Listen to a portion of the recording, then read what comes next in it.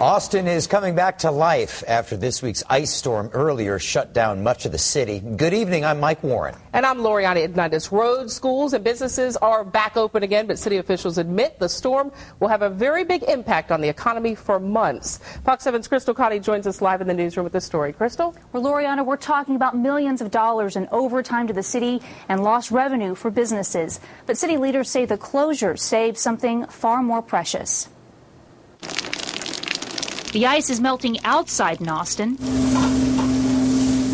and things are heating up inside, too, as local businesses begin their recovery. The hardest thing for us was the fact of a lot of my staff could not come here because of road closures. Parind owns restaurant JEZEBEL on Congress Avenue and says he's lost about $12,000 because of the storm and the bird scare that closed downtown Austin last week. It definitely affects your budget. You have to weigh the safety issues with the economic impact issues. Officials say the storm could easily cost the city $1 million just in overtime.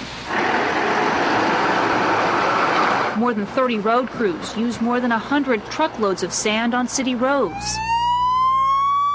APD responded to almost 600 accidents, but that's 84% fewer than what the city saw during the last ice storm in December of 2005. But perhaps the most important number to city leaders this time is 0. We had no fatalities in Austin or Travis County.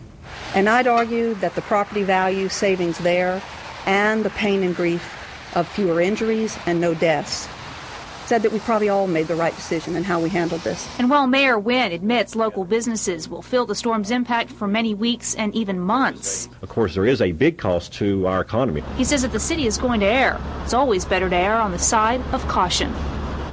And Mayor Wynn also says the city plans for events like this ice storm, so he does not expect any significant changes to this year's budget. Back to you. Well, Crystal, you mentioned fewer accidents. Why does the mayor think that there were fewer accidents during this year's ice storm compared to last year's? Well, there were several reasons. One, better coordination. You know, Futrell says last time TxDOT and APD, they didn't communicate as well when it came to de-icing those bridges. Another reason, well, we had a lot of warning, advance warning, that the storm was coming. But Wynn says the biggest factor was that people heard those warnings, they listened, and they stayed off the roads. Back to you. They certainly did. Thank you, Crystal.